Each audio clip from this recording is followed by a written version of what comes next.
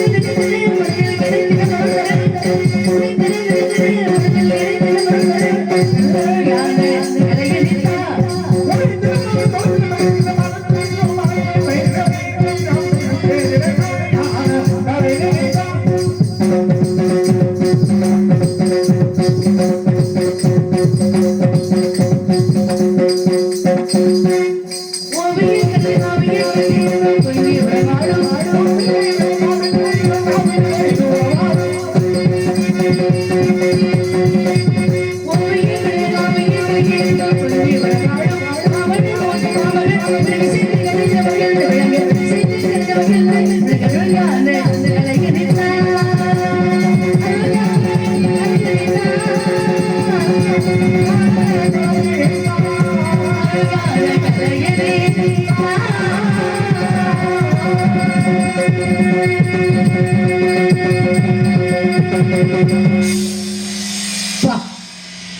இடி மின்னோட மழை பெஞ்சு ஓஞ்ச மாதிரி இருக்கு.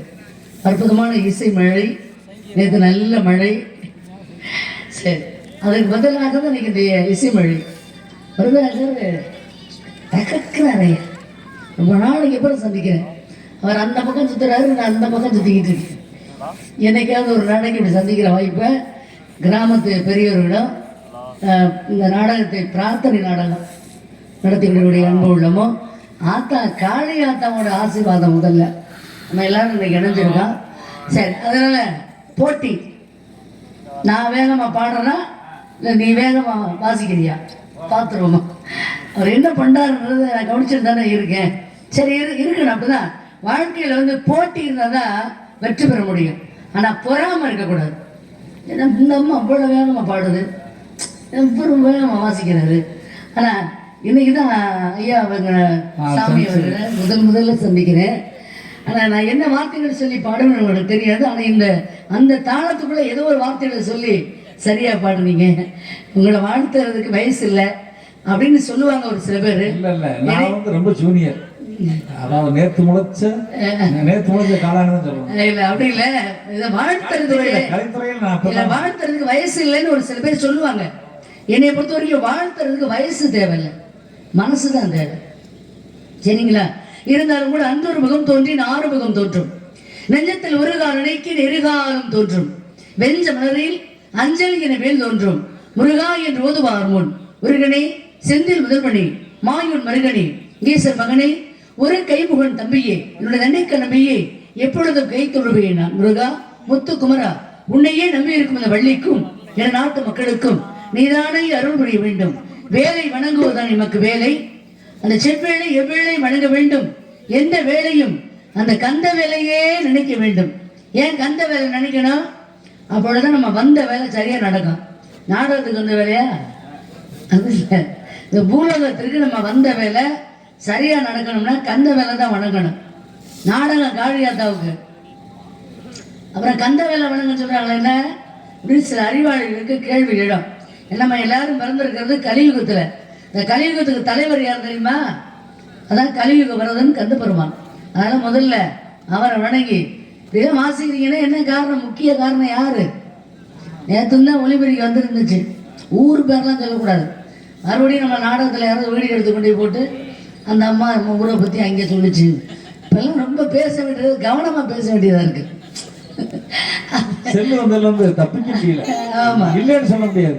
அதுலயும் இன்னொரு நமக்கு சில கொடுமைகள் நடக்குது. என்னத்தான் நாடகத்தை போய் நேரடியாக பார்த்தா நாளைக்கு யூடியூப்ல வந்துருந்தா வீட்டில் பார்த்துக்கலாம் அப்படி சூழ்நிலைகளும் வந்துருச்சு. சரி, இருந்தாலும் கூட முதல்ல அந்த அப்படி ஒலிபெருக்கி ஏங்க ஒலிபெருக்கி சரியில்லை நேற்று அப்படின்னா எனக்கு அவங்களுக்கு உண்மையிலே அதை அமைக்க தெரியலையோ நினைச்சிட்டு இருந்தேன்.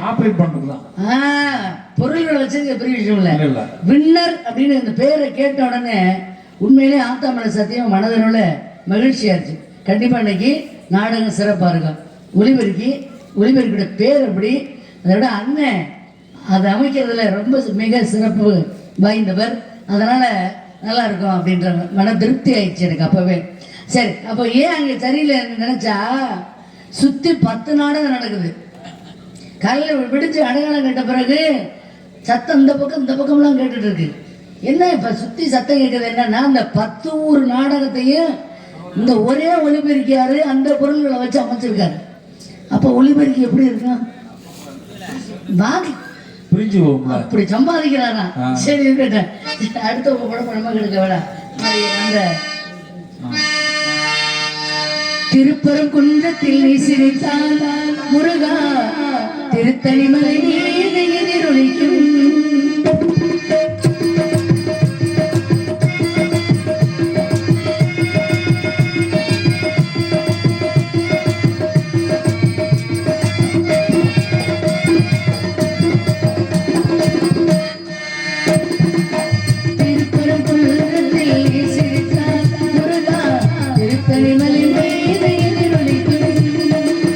திருச்செந்தூரிலே வேதாடும்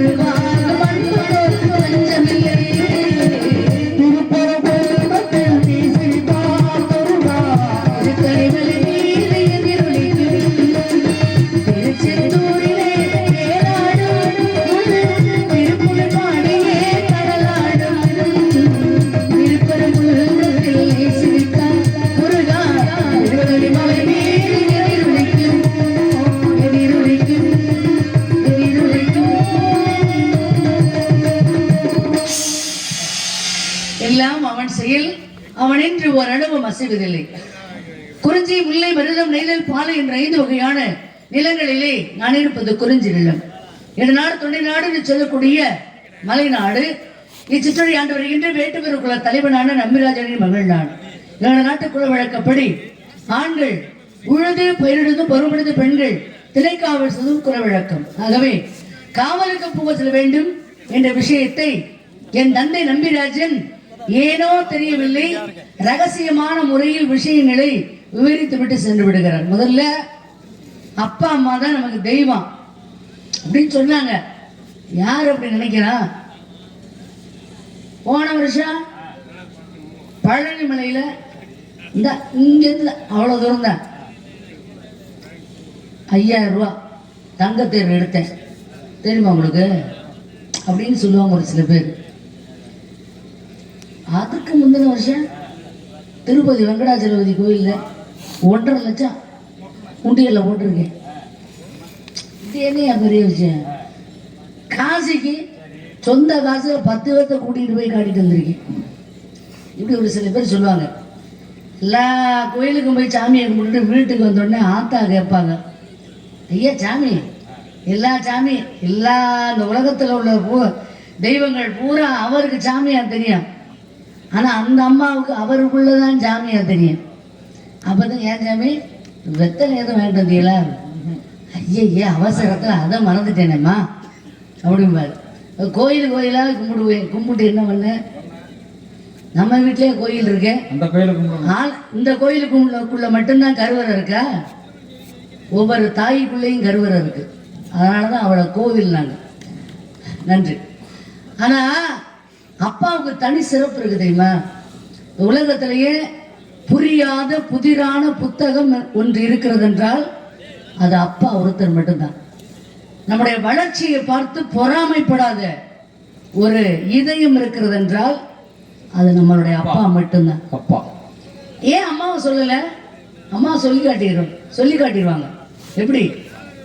கல்யாணம் பண்ணதுக்கு முன்னாடி சம்பளத்தை வாங்கணும்னு என் கையில தான் முன்னாடி கொடுத்து தான் வாங்குவேன்.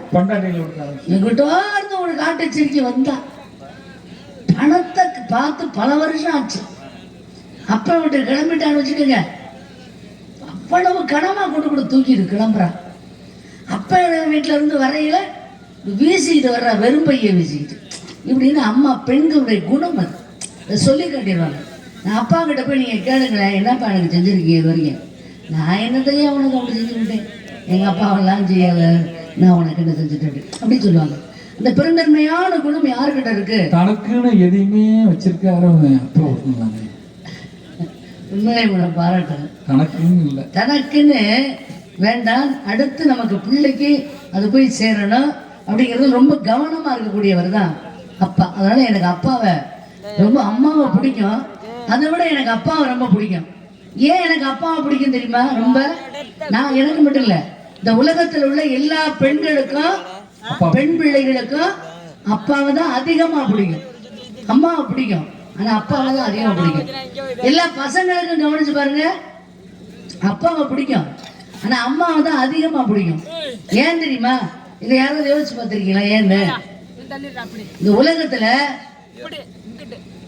அப்பாங்கிற ஒரு ஆம்பளைய தவிர மத்த இந்த உலகத்துல உள்ள எல்லா ஆம்பளையும் ஏமாத்தி விடுவாங்க. அசந்தா புரியுதா? இல்ல அப்படின்ற விஷயம் எல்லா பெண் பிள்ளைகளுக்கும் தெரியும், எல்லா பசங்களுக்கும் தெரியும்.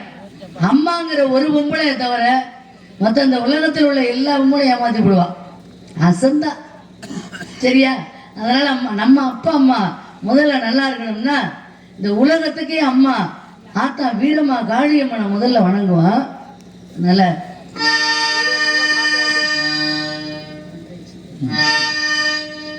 தாயே கருமாறு, எங்கள் தாயே கருமாறு, தேவி கருமாரியே, துணை நீரே மகமாயே, தாயே கருமாறு, எங்கள் தாயே கருமாறு, தேவி கருமாரியே, துணை நீரே மகமாயே, தாயே கருமாரியே.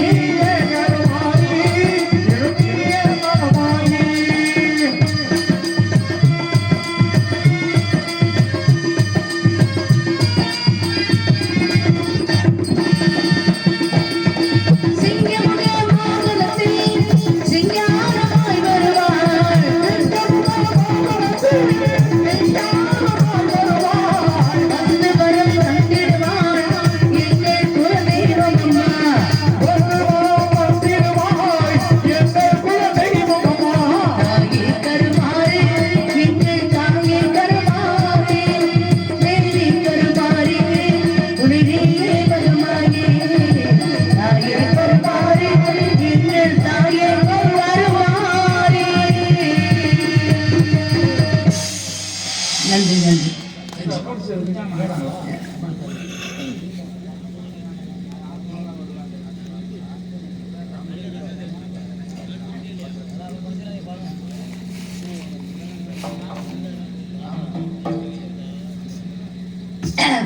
கந்தன், கடம்பன், கார்த்திகேயன், கதிர்வேலன், சண்முகன், ஷடாட்சரன், ஆறுமுகன், சரவணபவன், சுப்பிரமணியன், செந்தில் குமரன், வடிவேலன், குழகன், குகன், குக்குடகதாரி, மங்கை ஏரி, இப்படி பல பல பெயர்களை பெற்றவர் மட்டுமல்ல, பல பல பெயர் பெற்றவர் அவர்.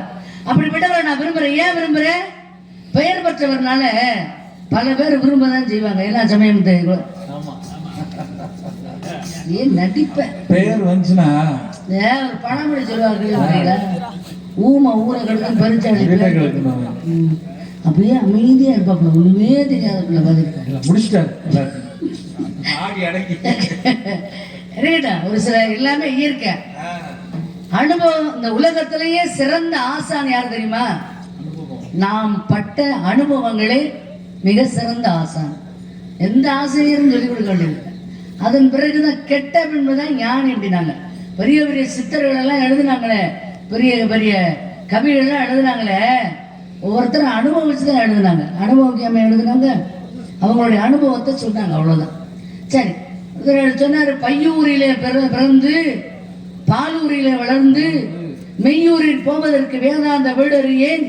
மெய்யூரில் போவதற்கு வேதாந்த வீடு இருந்தால் பையூரும் மெய்யூரும் என் கண்ணம்மா பாழாய் முடியாது அப்படின்னாரு. அதான் என்ன அர்த்தம்? தாயோட கர்ப்பப்பையில இருந்தா பிறந்தான், அதான் பையூரு. தாயோட மார்பகத்துல தான் பால் அருந்தி வளர்ந்தான், அதான் பாலூரு. இந்த 2 வீடு பெரிய விஷயம் இல்ல, இந்த ஒரு 2 ஊர் பெரிய ஊர் இல்ல, மெய்யூர்னு ஒரு ஊர் இருக்கு. அந்த ஊருக்கு போக எனக்கு வழி தெரிஞ்சிச்சுன்னா இந்த பாலூரும் பையூரும் பால் வீண் இதுல எதுவுமே இல்லை அப்படின்னு தெரிஞ்சுக்கலாம். வழி தெரியாம அழகுதையா அப்படின்னு பாடினாரு அழுகடி சித்தர்னு ஒரு சித்தர். அப்ப அவங்க அனுபவப்பட்டதுதான் நான் சொன்னாங்க, நம்ம கடைபிடிக்கிறோம், அவ்வளவுதான். ஒரு சில பேருக்கு அது அவங்க தலையில சொல்லுவாங்க, கேள்விப்பட்டிருக்கீங்களா?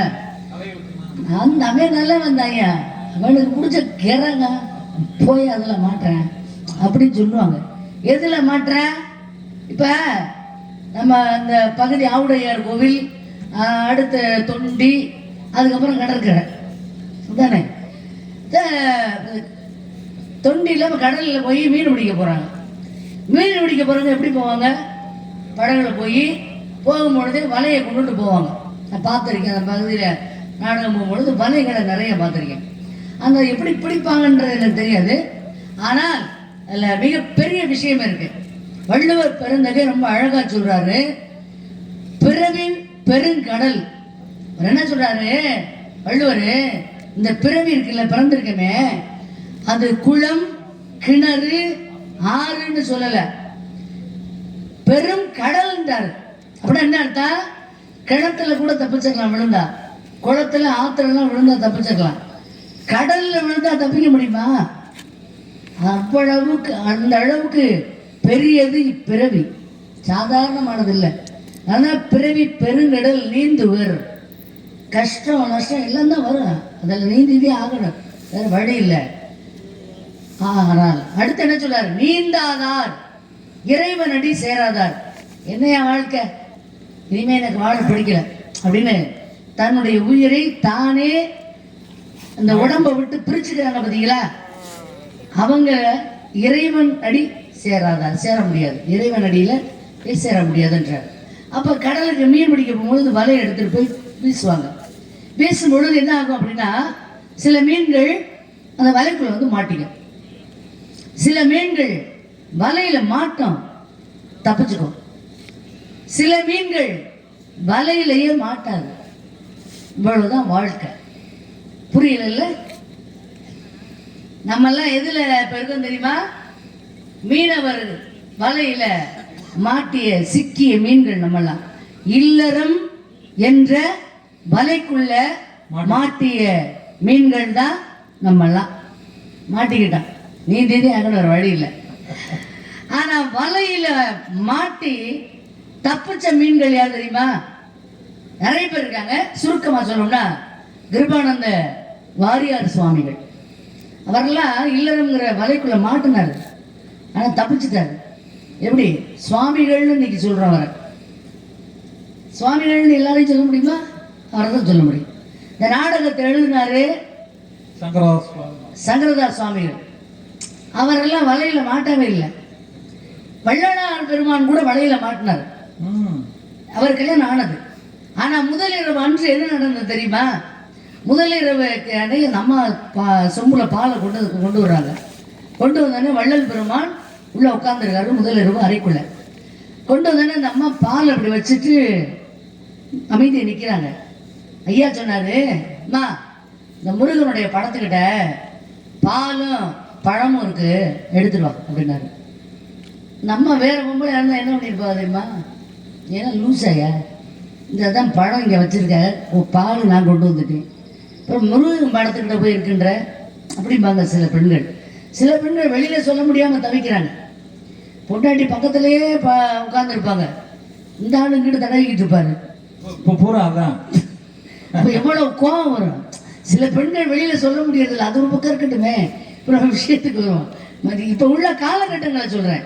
ஆனால் வள்ளல் பெருமானுடைய காலத்தில் அவர் பாலும் பழமும் இருக்கு, எடுத்துடுவாமா அப்படின்னா உடனே அந்த சொம்பு அப்படியே வச்சுட்டு முருகப்பெருமானுடைய அந்த படத்துக்கு பக்கத்தில் இருந்த 2 புத்தகங்களை கொண்டு வந்து கொடுத்தாங்க. அது எது தெரியுமா? அதுதான் தேவாரம், திருவாசகம். முதலில் அதுதான் அவருக்கு பாலும் பழமும்னு. அது அந்த அம்மாவை விட எனக்கு அந்த ஐயா விட அந்த அம்மாவை தான் எனக்கு ரொம்ப பிடிச்சிருந்தது இல்லையா? ஒரு ஆணினுடைய வெற்றிக்கு காரணம் ஒரு பெண் தான், பெண் தான் என்பதை நிரூபிச்சாங்க. முதலிரவு அன்னைக்கு உட்கார்ந்தவர் தேவாரம் திருவாசகத்தை படிக்கிறாரு. அம்மா பக்கத்தில் அமைதியாக உட்காந்து கேட்டுட்டு இருக்காங்க. இப்பெல்லாம் முடியுமா? கொஞ்ச நேரம் தடவுனால பொம்பளை அப்படி முறைக்க ஆரம்பிச்சிடறேன். நான் செல்லு வாங்கி கொடுத்தா பிரச்சனை, அப்பவே தடுத்து நிறுத்திக்க அப்படின்னு அந்த மாதிரி சூழ்நிலைகள் காரணமாயிடுச்சு. அப்ப அவர்கள் எல்லாம் வலையில் மாட்டி சிக்கி தப்பிச்ச மீன்கள் அவங்கெல்லாம்.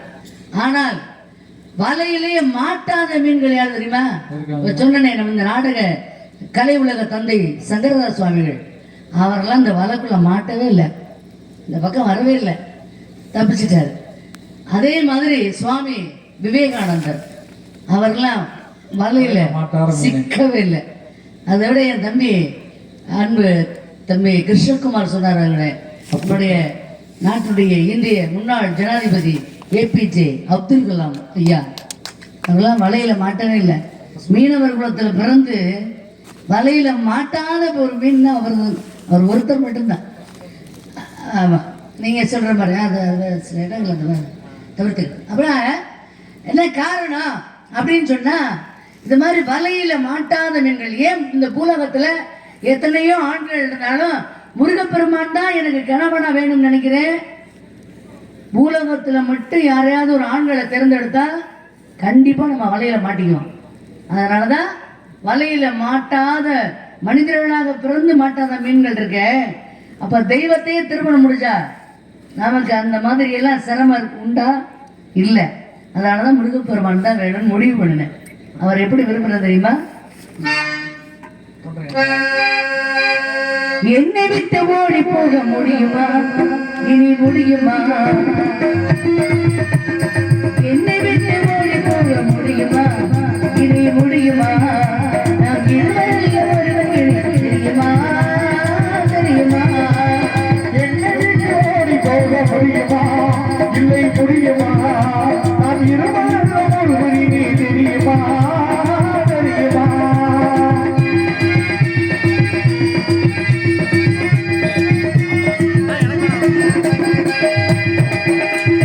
கண்ணுக்குள்ளே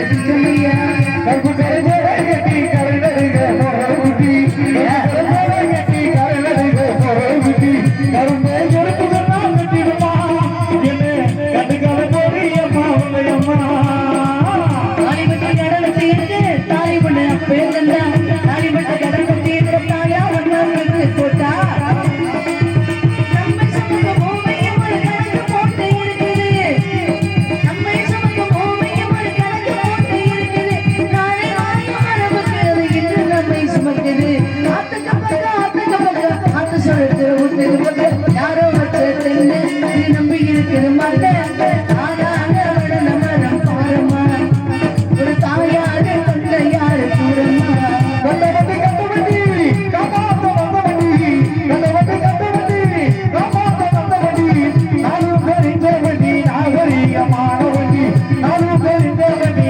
நாகரிகமான வண்டி கட்டவண்டி ஓட்ட வண்டி குடலாமா மாத்திக்கிட்டேன்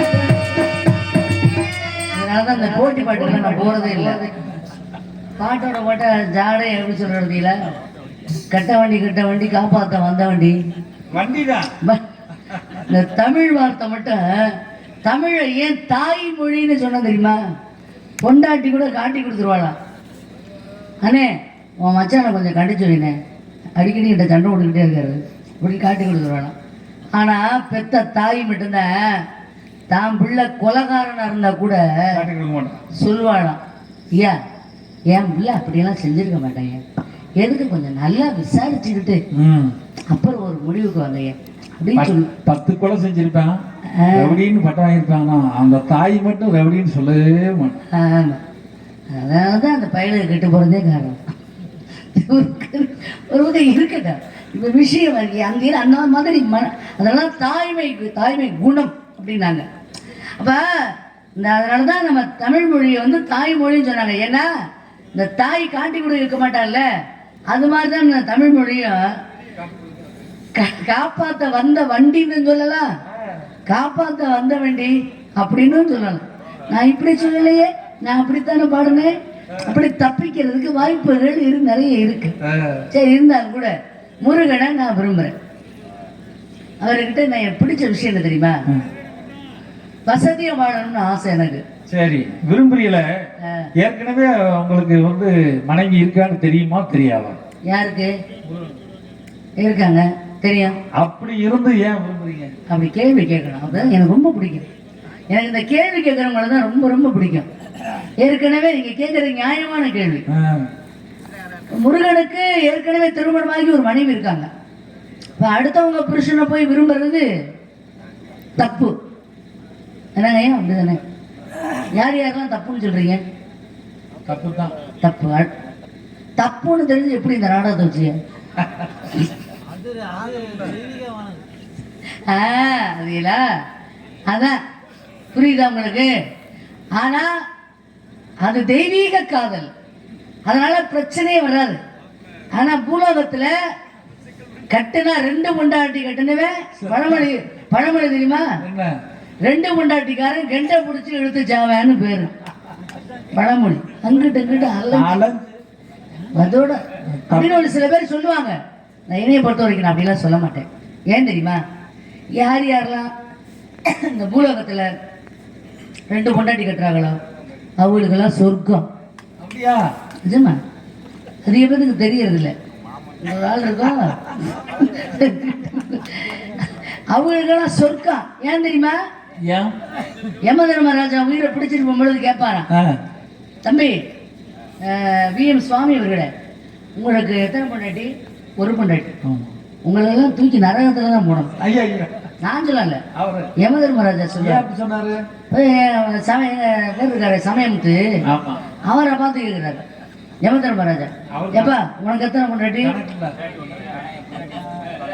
2 பொண்டாட்டி ஒரு பொண்டாட்டியே வந்து வெளியில தெரியும் ஒரு பொண்டாட்டி வெளியே தெரியாது சரி அது ஒரு பக்கம் இருக்கட்டும் சமயத்துக்கெல்லாம் சொர்க்கம் அது ஆம்பளை என்ன விவரம் தெரியாம வாழ்ந்துகிட்டு இருக்காங்க ஒரே ஒரு பொண்டாட்டியை கட்டி வச்சுக்கிட்டு அதே மூக்கு அதே வாயி அதே பல்லு 2வது பொண்டாட்டி கட்டணும் யமதர்மன் சொல்லுவாரு ஏன் என்ன சொல்லுவாரு ஏன் சொர்க்கத்துக்கு போகணும்னு சொல்றாரு பாவம் என் சமயமுத்து அங்கேயே கஷ்டப்பட்டா ஏற்கனவே பூலகத்துல 2 கொண்டாட்டிய கட்டி நரக வேதனை அங்கேயே அங்கேயே அனுபவிச்சுட்டான். முடிச்சிட்டான். திரும்ப தூக்கி நரகத்துல போடுறது ஓ உனக்கெல்லாம் இனிமே சொர்க்கம்தான் அப்படின்னு. அந்த நரகத்தோட இங்க அனுபவிச்சிடான்னு சொல்றாங்க. அதனால காலையில போன உடனே எதுவும் ஆரம்பிக்கணும். உங்களுக்கு தான் சொல்றேன், விவரம் தெரிஞ்சவங்க பொழைச்சிக்கோங்க, அவ்வளவுதான். நீங்க ஒரே பொம்பளைகளை சுலபமா மடக்கலாம் தெரியுமா? எப்படி? அது ஆம்பளைங்களுக்கு தெரியறது இல்ல. நம்ம பொண்டாட்டி ஒத்துக்க மாட்டான்னு நீங்க நினைப்பீங்க. ஒத்துக்கிற மாதிரி நான் சொல்றேன். ஒரு விஷயம் கேளுங்க. போன உடனே வீட்டுக்கு போன ஒரே கேள்வி கேளுங்க. ஏய் எனக்கு நாடகம் பார்த்தியா இல்லையா? பார்த்தேங்க. இந்த வழியம்மா பேசுறத கேட்டியல? நான் கேட்டேனே. உன் புருஷன் சொர்க்கத்துக்கு போகணும்னு நினைக்கிறியா, நரகத்துக்கு போகணும்னு நினைக்கிறியா? அப்படி மட்டும் ஒரு வார்த்தை கேளுங்க. எந்த பொண்டாட்டியாவது தான் புருஷன் நரகத்துக்கு போகணும்னு நினைப்பாங்களா? நினைக்க மாட்டா, நினைக்க மாட்டா. அப்ப என்ன சொல்லுவாங்க? ஏன் நீங்க சொர்க்கத்துக்கு தாங்க போகணும், நான் ஆத்தா காளியாத்தக்கிட்ட வேண்டிக்கிட்டு இருக்கேங்க அப்படின்னா அந்த அம்மா சொன்னதை எப்படி ஏற்பாடு பண்ணுவோமா? எங்கள் அப்பச்சியெல்லாம் சிரிக்கிறாரு. ஆத்தாடி இந்த அம்மாவை நம்ம ஊருக்கு நம்ம 40 வருஷத்துக்கு முன்னாடி வராமல் போச்சே, வாழ்க்கை இப்படி இத்தனை வருஷம் வீணாக போச்சே அப்படின்னு கவலையில் ஏதோ இப்படி உட்காந்துருக்க பாருங்க. இந்த விஷயம் சரி இருக்கட்டும். இருந்தாலும் கூட முருகனை நான் நிறைய விஷயங்கள் பேசணும். இந்த மாதிரி ரசிக்கணும். ரசிப்பு தன்மை ஆண்டவன் நமக்கு தான் கொடுத்துருக்கேன். 4 நாயை கூட்டிகிட்டு வந்து உட்கார வச்சுக்கிட்டு இங்கே ரசி அப்படின்னோம்னா நல்லா இருக்குமா?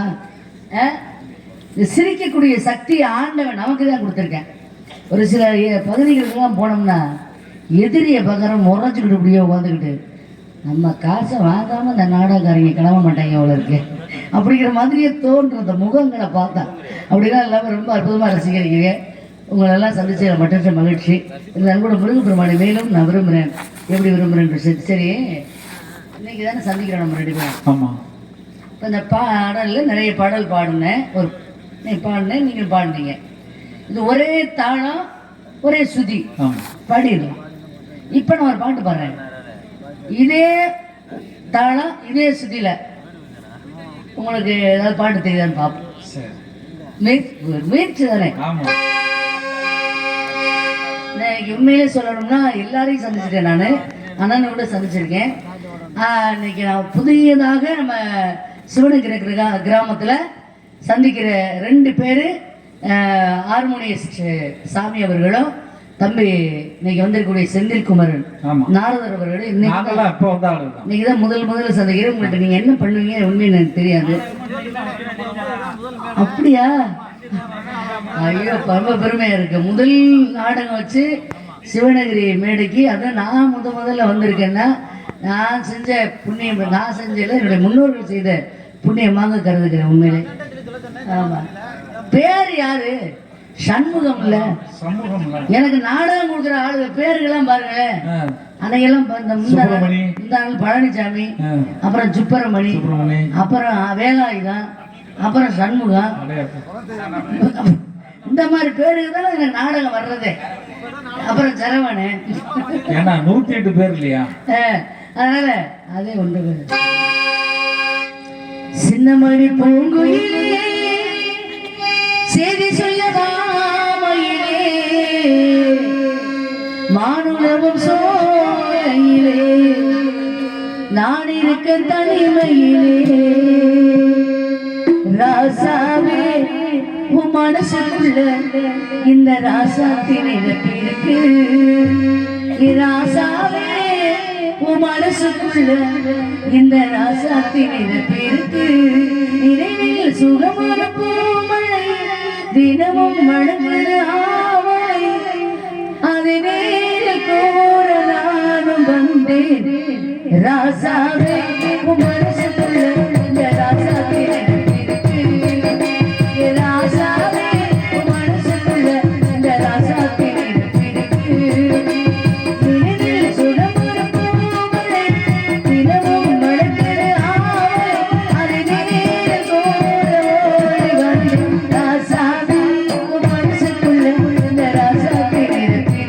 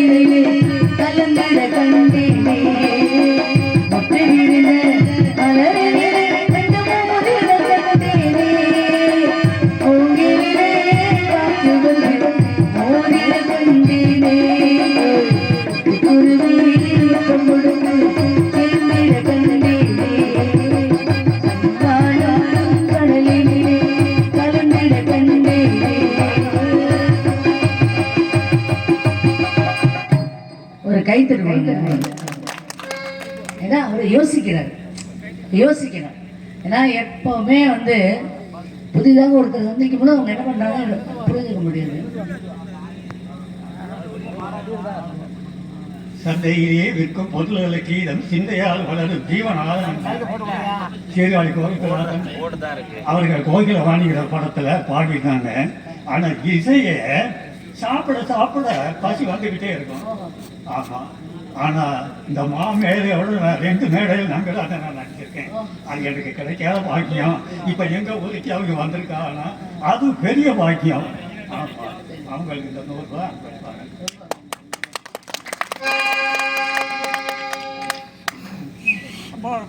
உங்க மாதிரி பெரியவங்களுடைய ஆசீர்வாதம். கடவுள் வந்து நேரடியா பேசுறது இல்லை, இந்த மாதிரி மனிதர்கள் மூலமாக தான் பேசுறது. அந்த மாதிரி அவங்களெல்லாம் நம்பிராஜனை அவங்களோட நடிக்கும் பொழுது நான் நடந்து கொண்ட இந்த பணிவு தான். ஒரு சில பேர் நம்பிராஜன் வெளியில வந்தா கிண்டல் பண்ணுவாங்க, கேலி பண்ணுவாங்க, அவங்கள வச்சு நகைச்சுவை பண்ணுவாங்க. அதெல்லாம் நான் பார்த்துருக்கேன். நிறைய ஒரு சில வழிகளை பார்த்துருக்கேன். நான் அது மாதிரி நான் செய்ய மாட்டேன். ஆனால் அவங்க பெரியவங்களுக்குன்னு ஒரு மரியாதை. அது எங்கள் அம்மா அப்பா எனக்கு சொல்லி கொடுத்தது. அந்த பெரியவங்களுக்குன்னு ஒரு தனி மரியாதை இருக்குது, அவங்கள வாங்க போங்கன்னு. அதனால் அதுபோல் என் பிள்ளைகளுமே நான் கூட சொல்லியிருக்கேன். இந்த விஜய் அது கூட சொல்லுங்கள் பிள்ளைங்க, என் பிள்ளைங்க சொல்லுங்கள். அவங்க தான் திரையில் தானே வர்றாங்க, சொல்லலாம்ல.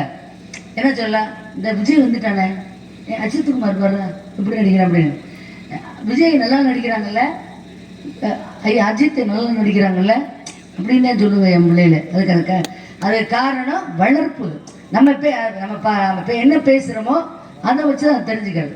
அது மாதிரி வர்றவங்கள, வீட்டுக்கு வரக்கூடியவங்கள நம்ம சொல்லி கொடுக்குற வாங்க மாமா வாங்க அப்படின்னு சொல்லி வாங்க போங்கன்னு சொல்லி கொடுக்கணும். ஒரு சில பிள்ளை, ஒரு சில அம்மா அப்பா சொல்லி கொடுப்பாங்க, மாமா வர்றேன் உன அக்காட ஒளின்னு சொல்லு. அப்புறம் ஏன் சித்தப்பா வரேன் அவனை தூக்கி போட்டு மிதிப்பேன்னு சொல்லு. அப்புறம் சித்தப்பட 5 வயசுல சொல்லுவேன் தூக்கி போட்டு மிதிப்பேன் அப்படிப்பேன். ஒரு 25 வயசுல பெத்த பானை தூக்கி போட்டு மிதிப்பேன். இதெல்லாம் நடக்கிறது தானே. அது மாதிரி உங்களை சந்திச்ச இயல்பு, உங்களை சந்திச்சதுல நான் தான்ப்பா புண்ணியம் செஞ்சிருக்கேன். அதனால என் அன்பளை கொடுத்த அன்பு அப்பா அவர்களுக்கு என்னுடைய பணிவான வணக்கங்கள், நன்றிகளை தெரிவித்துக் கொள்கிறேன். உலகத்துல என்னை பொறுத்த வரைக்கும் 2 பேரை மறக்கக்கூடாது. யார அப்படின்னா, நம்மளுடைய வாழ்க்கையில கஷ்டப்படும் பொழுது உதவி செஞ்சவங்களை மறக்கக்கூடாது. அதே நேரத்தில் நம்மளுக்கு இவன் வளர்ச்சியை அடையக்கூடாதுன்னு அப்படின்னு தடை செஞ்சாங்க பார்த்தீங்களா, அவங்கள தான் முக்கியமா மறக்கக்கூடாது. ஏன்னா நம்முடைய வாழ்க்கையினுடைய வெற்றிக்கு காரணமே அவங்கதான், அந்த ஆளுங்க தான். இதெல்லாம் குடும்பத்துக்காக பொம்பளையாக்கும். இது நீ பேசுது உண்மையிலே புத்தகத்துக்கு தூக்கி தலையில் வச்சுக்கிட்டு வயலுக்கு மோட்டர் போட போகிறான் அந்த பொம்பளை. வீட்டில் வேலையை பார்த்தோமா வெட்டியை பார்த்தோமா அப்படி இருந்திருந்தால் இன்னைக்கு 5-6 மாவட்டங்களில் சிங்கப்பூர் வரைக்கும் திலகவதினா என்னோட பெயர் தெரியும். என்னுடைய வாழ்க்கையெல்லாம் பார்த்தீங்கன்னா இப்போ பேசாமல் எஸ்ஐ வேலை பார்த்துக்கிட்டு இருப்பானா, பெட்டிக்கு வாசிக்க போகிறாங்க, அதெல்லாம் தேவையானு சொன்னாங்க. இன்னைக்கு நானும் எங்கள் பகுதியில் எனக்குன்னு ஒரு 100 ஊர் விருப்பம் உள்ள சாமி தான் வேணுங்கிற ஊர் உருவாக்கிட்டேன். அது வந்து முயற்சி தான். நீ சொன்ன கண்டிப்பா கலைங்கிறது எல்லாருக்கும் வருது. கலைவாணி எல்லாம் அதுக்காக அவங்க கிட்ட திறமை இல்லை, பாடத்தின் இல்லாம இல்லை இருக்காங்க. ஆனா அதனுடைய கலைவாணி அனுகிரகம் வரணும் அப்படிங்கிற ஆசீர்வாதம் இருந்தால் மட்டுமே அது கலையெல்லாம் பெரிய பொக்கிஷம் நமக்கு கிடைச்சிருக்குன்னா அது யார் செய்த முன்னோர்கள் செய்த புண்ணியம். என்ன விஷயம் சொல்ல வரேன்னா, இப்போ யாரை மறக்கக்கூடாது அப்படின்னு சொன்னால், இந்த கொரோனான்னு ஒன்று வந்துச்சு பார்த்தீங்களா, அதில் வாழ்க்கையில் மறக்கவே முடியாத கொடுமையான விஷயம். அது எல்லாருக்குமே தெரியும். எல்லாருக்குமே தெரிஞ்சாலும் எல்லாருக்குமே வேலை ஓரளவு கிடைச்சிருச்சு. ஆனால் அதிகமாக கஷ்டப்பட்டது யார் தெரியுமா? நாடக கலைஞர்கள். நாங்கள் தான் அதிகமாக கஷ்டப்பட்டோம். ஏன்னா வாழ்க்கையில் ஏழையாக வாழ்ந்துட்டு பணக்காரனை வாழ்றது சுலபங்க. ஆனால் பணக்காரனை வாழ்ந்துட்டு ஏழையாக வாழ்றது எவ்வளோ சிரமம் தெரியுங்களா? அந்த கஷ்டத்தை நான் கொரோனா காலத்தில் அனுபவித்தேன். பணத்தை பார்த்துக்கிட்டே இருந்துட்டு பணத்தையும் பார்க்க முடியாமல் இருக்கிறது. எவ்வளோ கஷ்டம் தெரியுமா? அந்த நேரத்தில் நான் ஒரு பானை சோற்றுக்கு ஒரு சோறு பதம்னு சொல்லுவாங்க. பானையில் உள்ள சாதத்தை எல்லாமே பிடிச்சு பார்க்கறதில்ல. ஒரு சாதத்தை பிடிச்சு பார்த்தாலே தெரிஞ்சு போயிடும் பானையில் உள்ள சாதமெல்லாம் எப்படி வெந்திருக்கு அப்படின்னு சொல்லி. அப்போ அந்த கொரோனா நேரத்தில் எனக்கு பணம் பார்க்கறத விட இந்த உங்களை மாதிரி மக்களை பார்த்து பார்த்து பழகிய எனக்கு நான் வீட்டுக்குள்ளேயே அடைஞ்சு கிடக்கிறது பைத்தியம் முடிக்கிற மாதிரி இருந்தது. அப்போ நான் சொல்கிறேன் என்னுடைய சகோதரர்கிட்ட, அவர் என் உடன் பிறக்கலை, அது ஒன்று தான் குறை. அவர்கிட்ட சொல்கிறேன், இந்த பார்சல் கட்டுறதா அந்த ஒரு வேலை, அப்போ அந்த மாதிரி ஏதாவது வேறு வேலைக்காவது போகலான்னு பார்க்குறேன் சகோதரர் அப்படின்னு கேட்குறேன் அவர்கிட்ட. அப்போ அவர் சொன்ன ஒரு வார்த்தை, சகோ உங்களுக்கு பணம் வேணுமா சொல்லுங்கள், உங்களுக்கு வீட்டுக்கு என்ன தேவையான அதை சொல்லுங்கள், நான் தர்றேன், அதை வாங்கி நான் தர்றேன். ஆனால் நீங்கள் வேலைக்கெல்லாம் போய் சிரமப்பட வேண்டாம். ஏன்னா நான் உங்களை நாடக மேடையில் ஒரு ராஜ நடிகையாக பார்த்துட்டு உங்களை அந்த மாதிரி பார்க்க எனக்கு விருப்பம் இல்லை அப்படின்னு சொன்னார். சிவனகிரி மக்கள் குணம் எப்படி இருக்கும் அப்படிங்கிறது எனக்கு தெரியாது. ஆனால் ஒரு வாடை சோற்றுக்கு ஒரு சோறு பதம்னு சொன்னேன்ல, அந்த ஒரு சோறு யார் தெரியுமா? நான் பதம் பார்த்த உங்களுடைய மனம் எப்படி இருக்குன்றதை தெரிஞ்சுக்கிட்ட அந்த ஒரு சாதம் அவர் தான் சிவனகிரி என்னுடைய உடன் பிறப்பு ராஜா அவர்கள். சிவனகிரி ராஜா அவங்க அப்பா அம்மா அவங்களுக்கு உண்மையிலேயே ராஜான்னு பேருக்கு வைக்கல, சரியாக தான் வச்சுருக்காங்க. அவர் மனதளவில் அவர் பேரில் மட்டும் ராஜா இல்லை, குணத்திலையுமே ராஜா. அப்படி சொல்லி எனக்கு உதவி செய்து என்னுடைய கணவருக்கும் வேலை கொடுத்து அந்த நேரத்தில் உதவி செய்த என்னுடைய அன்பு உடன்பிறப்பு ராஜா அவர்களுக்கும் அவருடைய அன்பு சகோதரர் அவர்களுக்கும் அவருடைய அந்நியார் இருவருக்கும் இந்த நேரத்தில் என்னுடைய பணிவான வணக்கங்களையும் தாழ்வணிந்த நன்றிகளையும் தெரிவித்துக் கொள்கிறேன். நன்றி, வணக்கம். வாய்ப்புக்கு நன்றி. மீண்டும் சந்திக்கிறேன்.